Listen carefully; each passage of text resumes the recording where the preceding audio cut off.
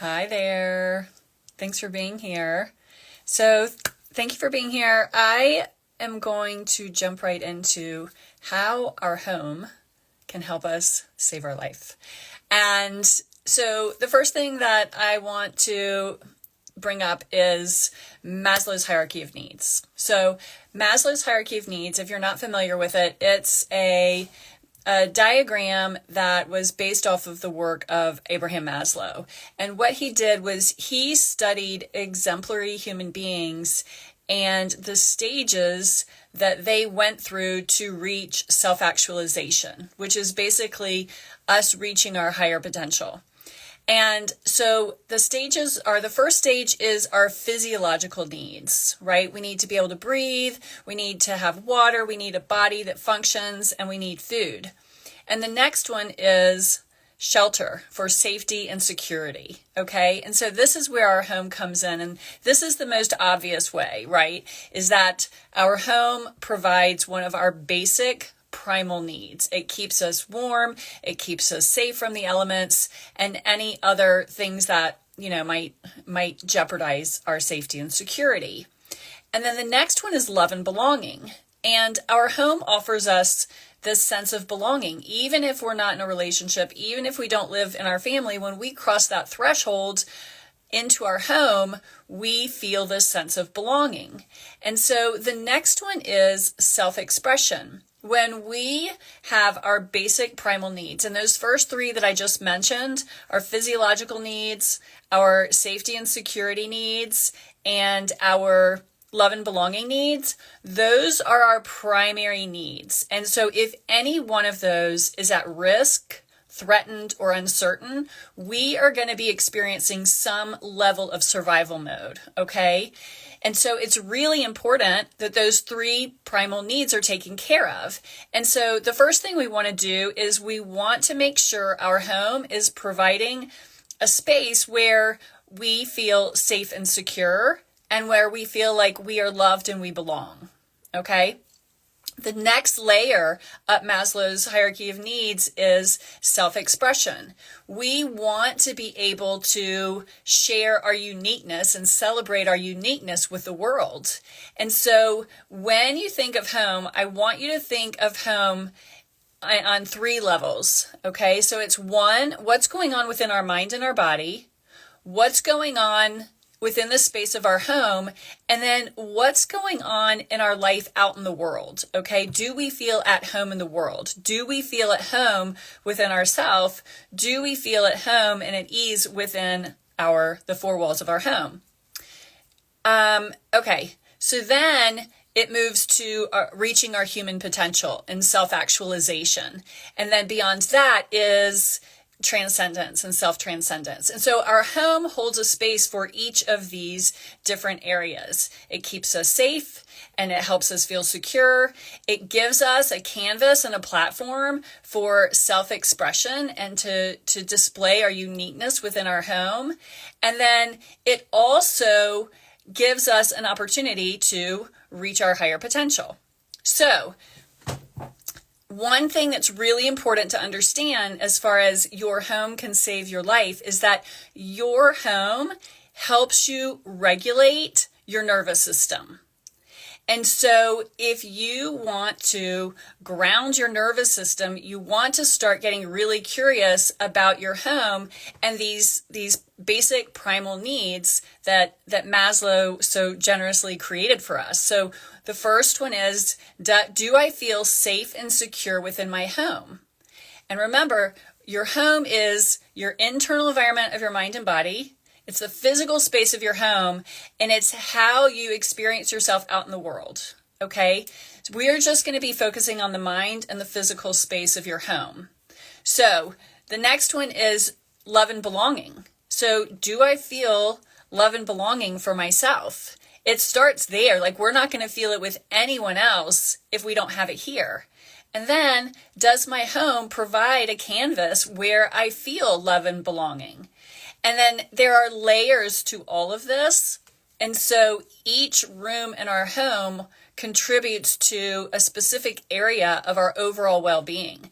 Our home is, so our environment, I'm going to take us back a little bit to the nervous system, okay? So our home can help us regulate the nervous system. So it's either undermining our nervous system or it's helping us ground in what we want, okay? But no matter what, our home holds our baseline for our optimal well-being, and our nervous system is a huge part of that. And so what's important to understand is that there is a interconnected relationship between what's going on in our environment, what's going on in our mind, and what's going on in our emotions. And when you think of like the mental part of your experience, that's like the chatter of the mind. When you think about the emotional experience, that's held in your body, okay? And that's directly related to the nervous system. And so our inner home, our mind, is the place where we want to create the most soothing environment, because it's directly impacting our nervous system, and our nervous system is directly impacting how we feel from moment to moment, but it's also impacting what's taking place within our physiology, what's taking place on a cellular level. And so our home is the only environment in our life, by and large, it's the only environment in our life where we get creative liberty to determine what the language is. So our home communicates a language with our mind. And so we want to organize and orient our home in a way that's soothing to the mind so that we can soothe our nervous system. Okay? If anyone has questions, definitely feel free to jump in. So our environment informs our mind. Our mind informs our body, which is our nervous system, and our nervous system informs how we feel, what our energy is, what our attitude is, which is going to impact our behavior and our choices and our relationships and how our life shows up. And because our home holds this collection of routines, patterns, and cycles, it's perpetuating what's showing up within our mind. And so our home is like the programming partner to the subconscious mind. And so we want to get curious. If we don't like what's going on in any area of our life, we want to get very curious about what our home has to do with it, what our home is trying to tell us. Because our home communicates a language, and our home is telling a story about us. It's telling a story about our abundance. It's telling a story about our health and vitality. It's telling a story about our confidence. It's telling a story about our self-love and how capable we are of receiving love. So our home is this huge powerhouse in our life, and we haven't tapped into it helping us. We haven't tapped into how it can support our optimal well-being, how it can support our desires and our intentions and our values. So if you want to learn more about this, I put together a free masterclass. Just type masterclass in the comments and I will send you a link to the free masterclass. It's called The Power of Home, or Tapping into the Power of Your Home and Mind. And it's about 45 minutes. And I go through the science of, this is what I call neurodesign. It's really connecting neurodesign and consciousness.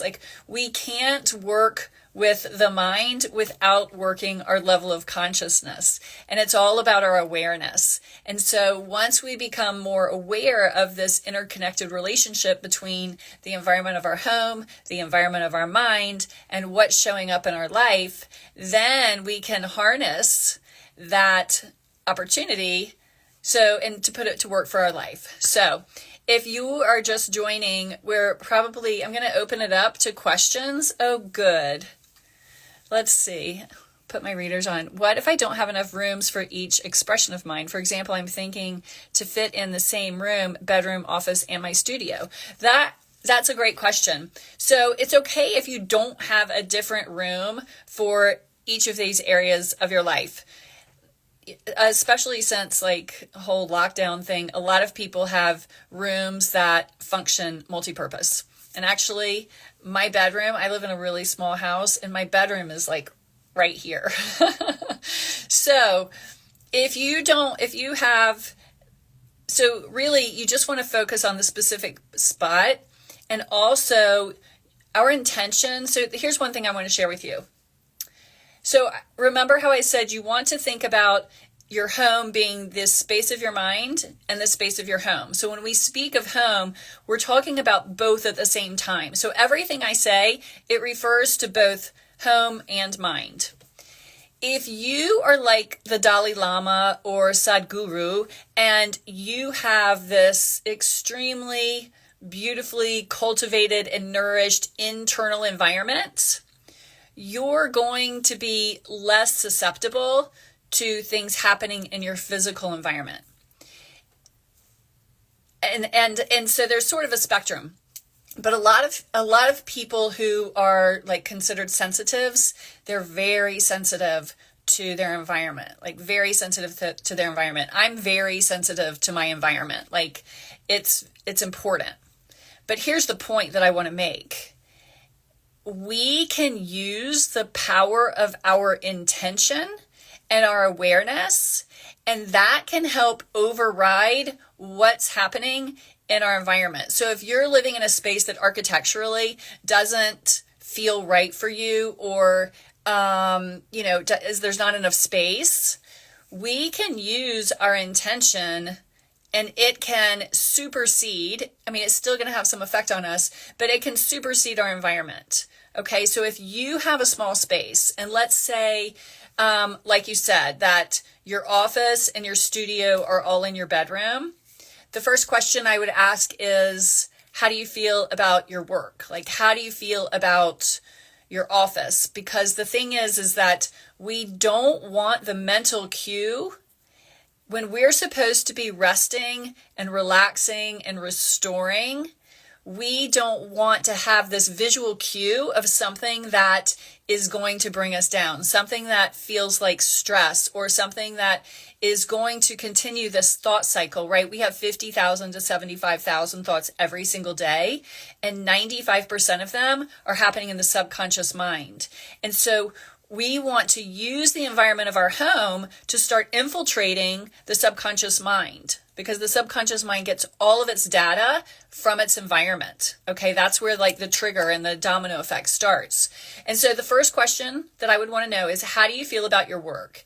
And if you don't feel awesome about your work, and even if you do, you want to do something symbolically to separate your office from your bedroom, okay? Because sort of like what I posted yesterday about the bedroom, and we don't want our in-laws, pictures of our in-laws in our bedroom, because that's just not sexy, and that's just not going to turn us on if we want to improve our sex life. And so the same is true about work. And so you want to, I would say, create some sort of intentional, whether like I have curtains separating this space from my bedroom, so it just softens the look, and you can't really see what's going on in here from my bedroom. And so I would do something to sort of screen the work from the bedroom, and then put an intention with it. Like when you're finished with your work stuff, take your tapestry or whatever, put it over your computer, whatever it is, and then set an intention. Okay, loft bed with office underneath. Okay, that's good. So if you have a loft bed with the office underneath, then at least you don't see it. And I would say, like, this is what I personally would do, because I love fabric and textiles, is I would probably hang a dowel, and I would put curtains underneath it. And then I would have my like ritual that when I close the curtains, that I just set an intention for my work, but also separating that. And then the studio space, it sounds like your studio space is probably really inspiring. And so I don't have a problem with like your studio space being close to your bedroom. And really it's about setting those intentions and then integrating those intentions into your routine in your day. And so when you leave your workspace, set your intention for empowering your work and whatever you want to happen, but then like having that boundary. If anyone has questions, I'm totally happy to answer. We're talking about neurodesign and consciousness and how our home can help save our life. And our home holds a huge, oh, you're so welcome. I love the curtain idea too.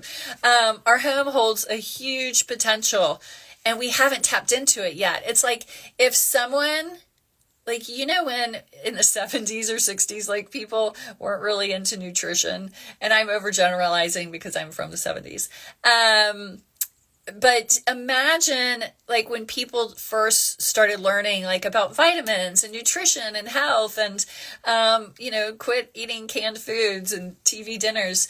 And our home offers the same possibility and opportunity. Our home is offering us this huge amount of nourishment and nutrition for our sensorial experience, for our mind, for like soothing our mind and inspiring our mind, which in turn is going to do the same thing for our body. And so we just want to recognize that our home holds this huge, huge potential.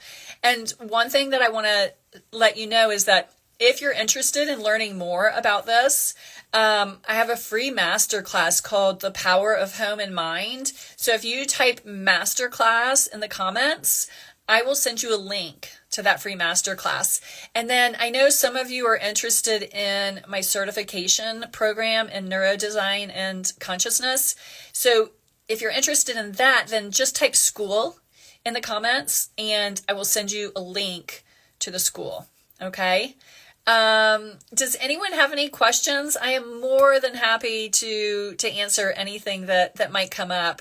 I started talking about Maslow's hierarchy of needs. So if you're just popping in and you want to, listen to all the information about Maslow and how our home can literally help us save our life, I'm going to be recording this, or I'm going to be posting this. So if you've missed the beginning, don't worry about it. What else can I tell you that's important? I mean, the most important thing and the entire focus of my work is all about your desire. And so you have to know what you want in order for us to tap into the power of your home and your mind. Okay, it's the anchor that holds all of this together.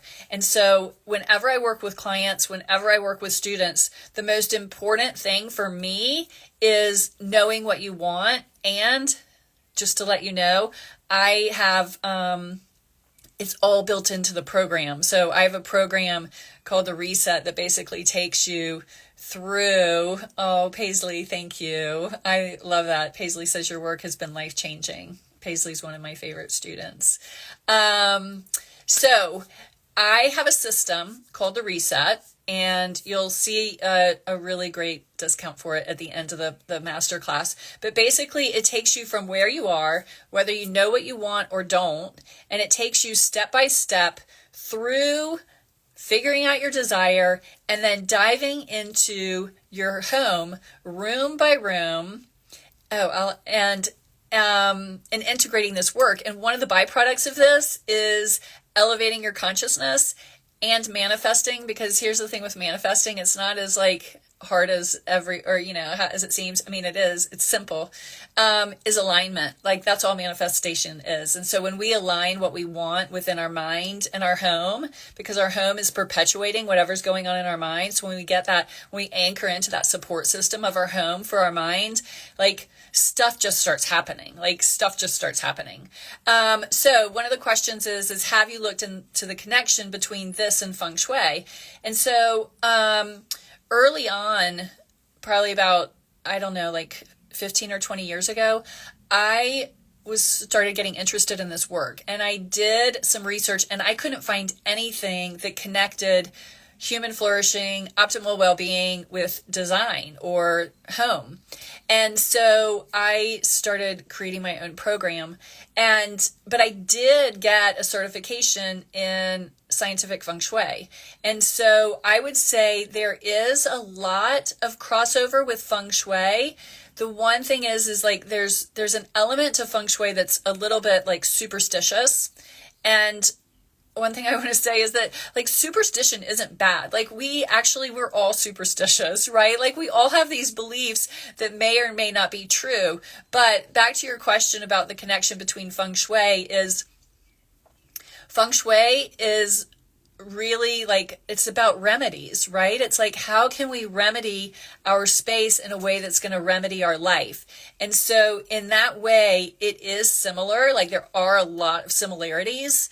My approach is based in epigenetics and neuroplasticity and like the reticular activating system of our brain stem. And so I like a lot of what feng shui says, and I agree with it. I just needed to have, I'm a Virgo, and so I need to have that like practicality, and I really like having the science behind it. And so the long-winded answer is yes, there are a lot of similarities, and I really value a lot of feng shui because of that crossover. So, yeah. So I try to keep these to about 20 minutes. If anyone has any questions, I'm more than happy to answer. And again, if you want to learn more, type masterclass in the comments, and I'll send you my free Power of Home and Mind Masterclass. If you are interested in my certification program, I would type school and I'll send you a link so you can learn about that. And yes, definitely, I'm going to be posting the replay as soon as we get off the call. So again, thank you for being here. If you think of people who might enjoy this approach or hearing what I have to say, feel free to share with them. And as always, thank you so much for being here. Oh, wait, I want to hear. Okay, I just want to say that I believe your work is of the most importance. Thank you.